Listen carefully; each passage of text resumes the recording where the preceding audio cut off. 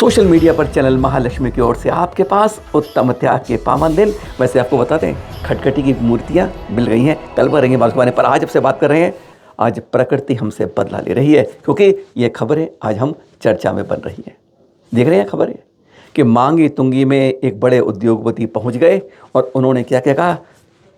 कोई खुश भी हो सकते हैं कि जैन तीर्थ का प्रचार हो रहा है, पर हम कहेंगे ये जैन तीर्थ के लिए खतरनाक खटरिया बज रही है, खतरे की निशानी है। कारण क्या है?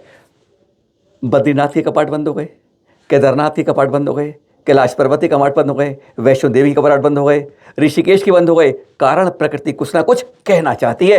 कहते हैं मौन रहकर ही भगवान कुछ कह रहा है कि अपने तीर्थों को अगर बचाना है तो उन्हें रेस्टोरेंट के रूप में, पर्यटक के रूप में, ट्रैक के रूप में मत बनाना, नहीं तो इसी तरह से तुम्हें आगे वाला समय मिलेगा। और यह खबर आज इसलिए हमें चेता रही है कि हमारे एक उद्योगपति मांगे तुंगी बारे में क्या कह रहे हैं, पर प्रकृति क्या बता रही है।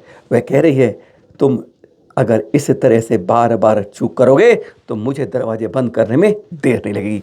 तो क्या मांगे तुंगी में भी यह घंटी बज रही है? इन अखबारों की चर्चा से आज यही सवाल उठ रहा है। ये ट्वीट आनंद महिंद्रा जी, महिंद्रा ग्रुप के प्रमुख चेयरमैन, 31 अगस्त को इन्होंने शाम को डाला 5:30 बजे और 2 दिन के अंदर 3 लाख लोगों ने देख लिया।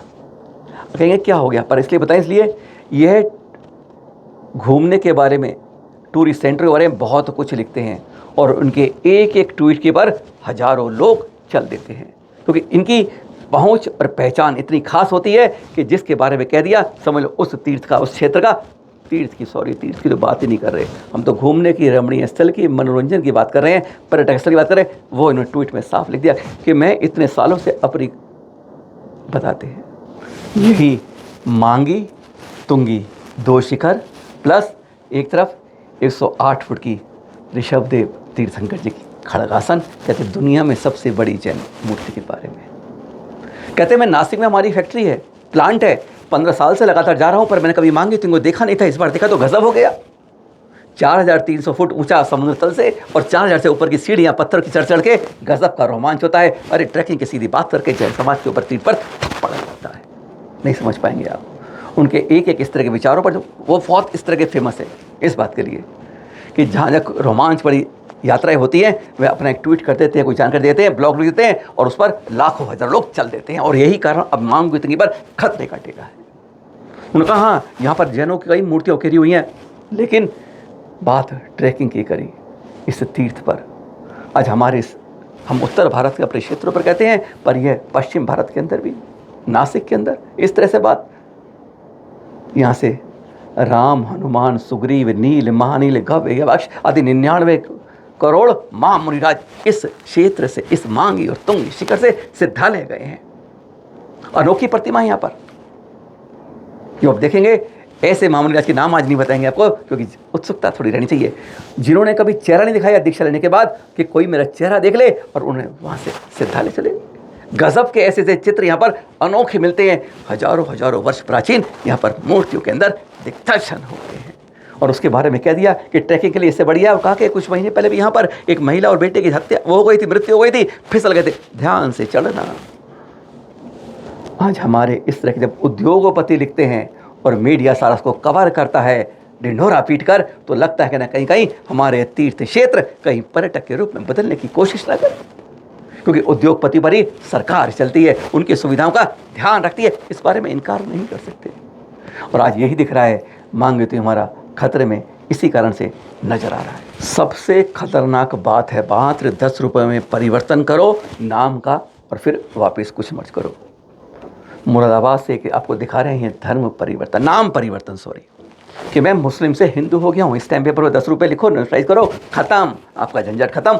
ना मुस्लिम कहोगे ना गोल्ड वाले, आप हिंदू या जैनों में ही मिल जाओगे। अली से महेश्वरी बन गए, अमित महेश्वरी, बस 10 रुपये का एड्रेस लिखा। आज इतना सस्ता हो गया है। हमारे यहाँ कहते हैं लब जिहाद में घुसना या किसी की लड़की को, किसी लड़के को, किसी छोरी को पकड़ना। अब मैं, क्योंकि नाम हो गया अमित महेश्वरी, मैं इनकी एग्जाम्पल में बात कर रहे हैं मुरादाबाद के, हम कह रहे हैं इस तरीके से एक नया जरिया मिला है। नाम बदल लो और फिर कुछ भी कर लो। फिर देर कब लगती है, क्योंकि आपने नाम बदल के इस कागज़ पे किया है, कागज़ फिर बदल लेना। आज सबसे बड़ा खतरा आज हम हिंदू और जैन समाज के लिए यही हो रहा है कि एक जरा सा कागज़ नाम बदल देता है, कहते हैं कागज़ों में प्रमाण बन जाता है और फिर आपके लिए दरवाजे खुल जाते हैं कई तरह के। सावधान होना होगा और इसके बारे में रोक का कोई इलाज ही नहीं है। अब आपको झारखंड में ले चलते हैं, भद्दलपुर इटखोरी में। गजब की चीज़ है यहाँ पर, कभी कभी जाकर देखिएगा। इसी तरह से पहुँचेंगे आप भद्दलपुर। जब भद्दलपुर इटखोरी पहुँचते हो पहले आप कहेंगे भद्रकाली मंदिर पूरे दुनिया में मशहूर है, वहाँ पे बहुत लोग आते हैं, हज़ारों की संख्या में रोज़ मिल जाते हैं। पर वहाँ खास बात क्या है आपके लिए, आप जब जाते हैं ये देख रहे हैं जहाँ पर अब एक म्यूज़ियम, पहले इधर छोटी छोटी पहाड़ियाँ सी थी, उन सबको बढ़ा के इटखोरी महोत्सव देख रहे हैं। बोर्ड भी 2015 में यहाँ पर एक म्यूज़ियम बन गया, कह दिया पर जैन हिंदू बौद्ध संस्कृति का प्रतीक। इस म्यूज़ियम में जाते हैं तो आपको गजब की चीज़ें नहीं देख पाए आप देखने को मिलती है। ऐसे इतिहास को जरूर संभाल के रखिएगा। यहाँ दिख रहा है सरकार चतुर्थकालीन चरण 10वें तीर्थंकर के यानी शीतलनाथ स्वामी जी के यहाँ खुदाई में मिले। तब जैन समाज में कोई समय नहीं था खुदाई के समय। यहाँ बहुत पहाड़ियाँ और कहते हैं आज भी यहाँ पर अनेकों हमारा संस्कृति पुरातन दब पड़ा है।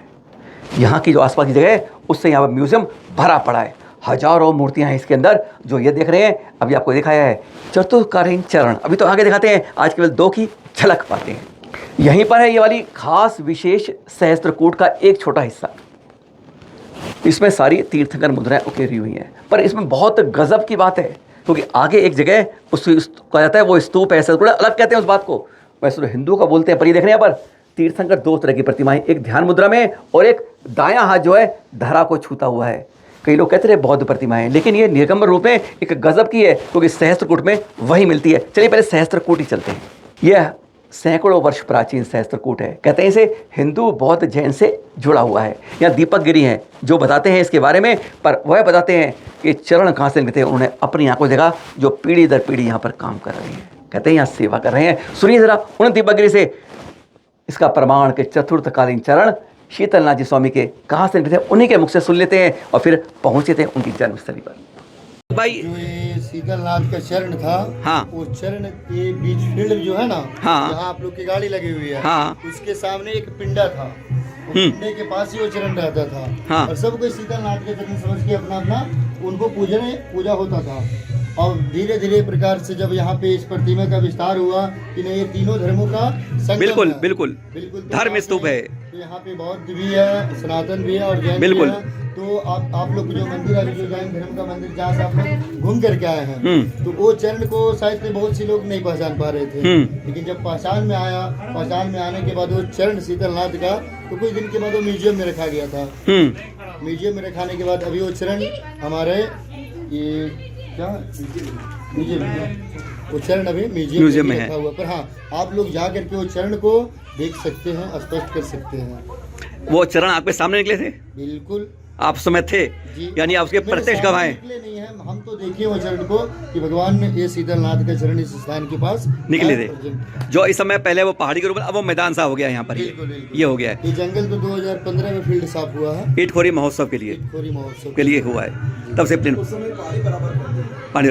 और ये है धर्म स्तूप, हमारे राष्ट्र की एकता का प्रतीक करते हुए। सर्व जो सबसे 3 प्राचीन धर्म है इस भारत के अंदर, वह 3 यही धर्म है। बाकी 3 जो धर्म हमारे देश में आए हैं वह बाहर से आए हैं, हिंदू, जैन और बौद्ध। वह हैं भारत के मूल धर्म और इसलिए से कहते हैं धर्म स्तूप, एक भारतीयता का प्रतीक देता हुआ कि भारत का एक सनातन धर्म के रूप में ये है। और फिर जो 3 बार मुस्लिम ईसाई जो आए, ये सब हमारे बाहर से आए धर्म थे। ये प्राचीन 3 धर्म है, जब से प्राचीन 2 सनातन परंपराओं में। ये आप देख रहे हैं धर्म स्तूप। ये जो है ना फर्स्ट प्रतिमा जो चल रहा लाइनिंग है, ये ऐसे में है। हाँ, भगवान बौद्ध जी का प्रतिमा हो गया। और सेकेंड प्रतिमा जो है वो भूमि स्पष्ट में है, वो हमारे शीतलनाथ जी का प्रतिमा है जो भूमि स्पष्ट करके बैठे हुए ध्यान। और यहाँ पर वही बड़ी प्रतिमा के रूप में आप देख रहे हैं, हमारी एकता का प्रतीक, भारतीयता का प्रतीक यह स्तूप है। भद्दलपुर इटखोरी का रास्ता, जहाँ पर 10वें तीर्थंकर शीतलनाथ जी का गर्भ और जन्म कल्याणक भूमि है। और यहीं से जाते हैं आगे कोलुआ पहाड़ और फिर वहाँ से पहुँचते हैं सम्मेद शिखर जी, जहाँ से उनको मोक्ष प्राप्त हुआ था विद्युत वरकूट से। और अब कहते हैं जैसे ही हमें सुना था ना गढ़नियारी का ज्ञानमती माता जी का, उनकी नज़र पड़ी तो कहते हैं बस हो गया काम। जिस कल्याणक भूमि पे वह नज़र डाल देती हैं, कहती हैं उसका उद्धार निश्चित हो जाता है। बस इसका अब देर से सही पर अब तरीके से कुछ वर्ष से लगातार बहुत तेज़ी से निर्माण चल रहा है। यहाँ के महामंत्री सुरेश चांद्री ने बताया हमें, हम गए थे देख रहे चित्रगांव में, 30 क्षेत्र कमेटी के राष्ट्रीय अध्यक्ष गए साथ हमारे साथ, जम्मू से और बहुत कई लोग गए थे।